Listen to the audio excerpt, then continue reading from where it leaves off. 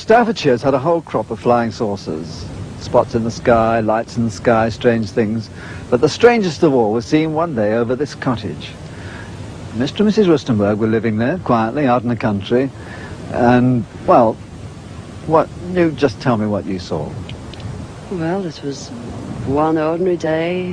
I was waiting for my husband to come home from work, and my two sons went to Seifert to school, and I was getting changed, and I heard this terrific noise. It was just like a giant cauldron of water being poured onto a fire, a shh sort of noise, you know.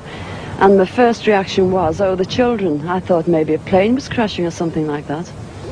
And I slipped my jumper on and went outside to find my two sons lying flat on the ground in the garden in front of the house, shouting, "Mummy, Mummy, there's a flying saucer." Well, naturally, I just said, "Come on, don't be stupid. Come in the house." But felt sort of a strange sensation. Wended my way up the side of the house to where we had a pump where we used to get all our water from, and automatically looked up to see this, all I can describe, this huge Mexican hat. It was stationary, this thing, and it was bright silver in colour, and it had a dome. A dome. It was tilted to sort of, I could see the occupants in it. You saw people in it? I saw people in it. There were two people in there. These people were beautiful people. That's the only way I can describe them. They had long golden hair, like a page boy bob, just like the old kings. You used to see photographs of the old kings. And the colour of the hair was golden. Now, I was really... What were they dressed in? They had a sort of a polo neck jumper affair, like a ski top suit, in pale blue. Now, these people weren't sat behind, one behind the other. They were sat together, but this, whatever it was tilted so that I could see them and they could see me. Were you looking at them through windows, through portholes, or what? No, not portholes. It was just sort of like a cockpit, I suppose, that had this perspex or glass or whatever it was. They could see me anyway, and I could see them. And they had beautiful faces. I shall never forget their faces as long as I live.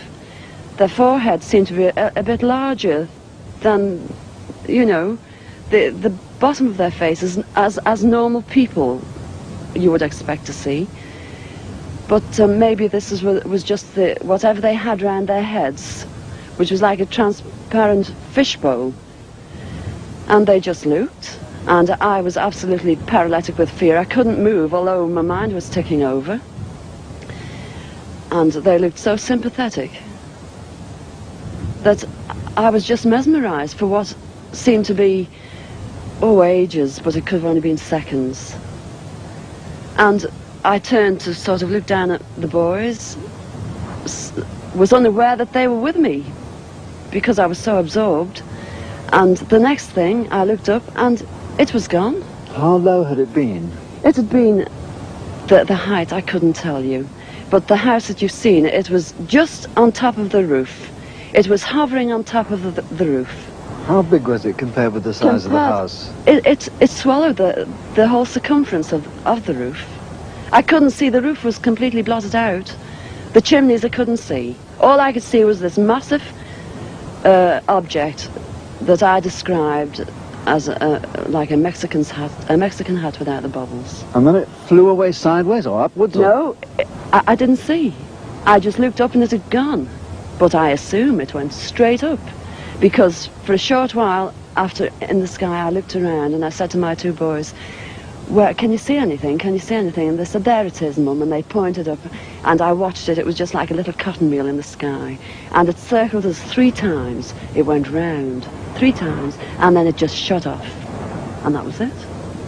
When I started to analyse myself afterwards, I feared that I might have had an hallucination, but then I knew I hadn't had, because my sons were so sure about what they'd seen and what I'd seen. And it went through my mind that it was a secret weapon from Russia, and then I thought, well, it can't be that, because if they had something like that, they wouldn't need to fear anybody or anything. Were you scared by it? Did you run indoors? Oh, I was petrified. I couldn't move.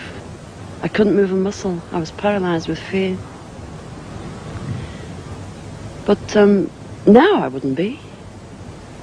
Because now, when I look back, you know, I think, what an amazing thing to have happened, and for me to have seen it. And when your husband came home, where were you? Well, when my husband came home from the office, I was locked in the house with my children, under a big kitchen table that we were using. Under the table? Under the table, yes. It's funny now when I look back, you know, it sounds absolutely ridiculous, but this is the truth. This happened. And that's it. We were ridiculed. It was very embarrassing at the time, and people, they possibly thought, oh, she's a nutter. But, you know, who cares? This is something that happened to me, and I'm a practically minded person, and that's it.